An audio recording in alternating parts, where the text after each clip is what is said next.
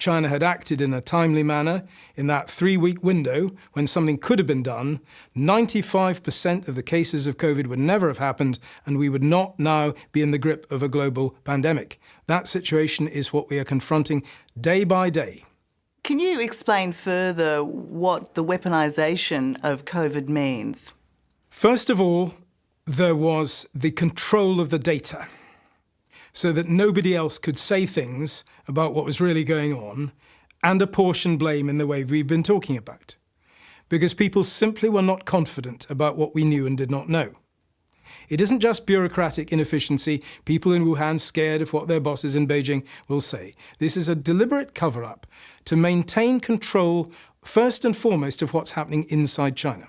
We mustn't underestimate the importance of the Chinese government trying to control its own people and manage its own disasters, without, of course, the rest of the world knowing, but mostly because they're not sure of how Chinese people themselves will react.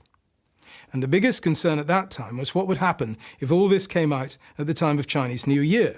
And of course, we now know that that was the worst miscalculation of all, to think you get away with allowing millions of people to travel around inside and out of China, and that would not inevitably result in what was an infection outbreak, becoming an epidemic, and then a pandemic. That was the massive error of judgment. But that error of judgment was made, I believe, in consciousness of the extent of the problem and the risks associated with it. An extraordinary state of affairs. When Chinese officials say something, that is what they are saying as the notional representatives of the Chinese people, and anybody who disagrees with that is therefore taking an anti-China position.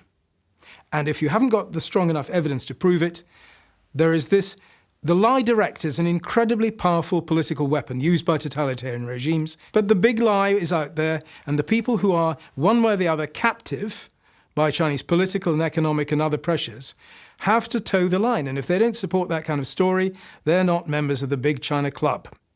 These kinds of stories continue, and they have been absolutely at the heart of Australia's response, Australia's efforts to establish the truth, which of course has been seen by the Chinese Communist Party as a direct attack on its authority and its nominal truthfulness.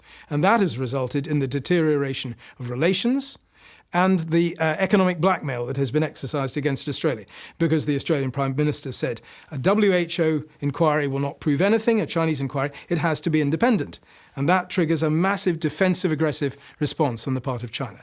And the same has happened to many other states who've taken a similar position. So, forecasting, if you will, into the future, how do you expect the relationship between Australia and China to develop? A great deal depends on the extent to which the Australian government feels able to separate what previously had been separated, the two boxes, one containing a political relationship and one containing the economic relationship.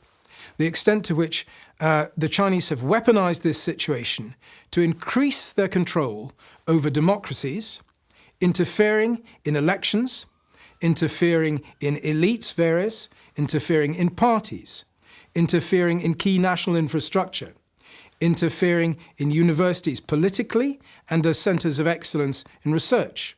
There is no way that a healthy relationship between Australia and China can continue where essentially those aspects of the integrity of your economy are still susceptible to the kinds of risks that the Chinese have imposed upon them in recent years.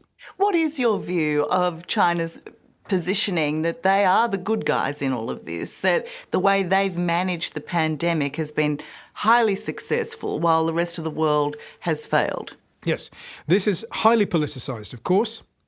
It is a deliberate effort to take advantage of Western weakness at a time when democracies can be said, I'm afraid, reasonably, to have made not the best fist of all of this.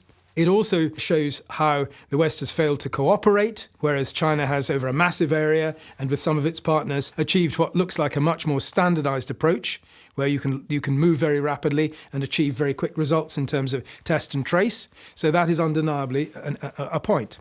But this is not a medical campaign to say, listen, you must do as we do. It is a political campaign to say you are weak, your democracy doesn't serve the right purposes. Look at America, utter horror and chaos. Look at the United Kingdom, look at some parts of Europe as well. How on earth can you say that your system is better than ours when it is clearly incapable of doing anything other than making things worse? This is a very powerful political weapon, and it's being used very aggressively.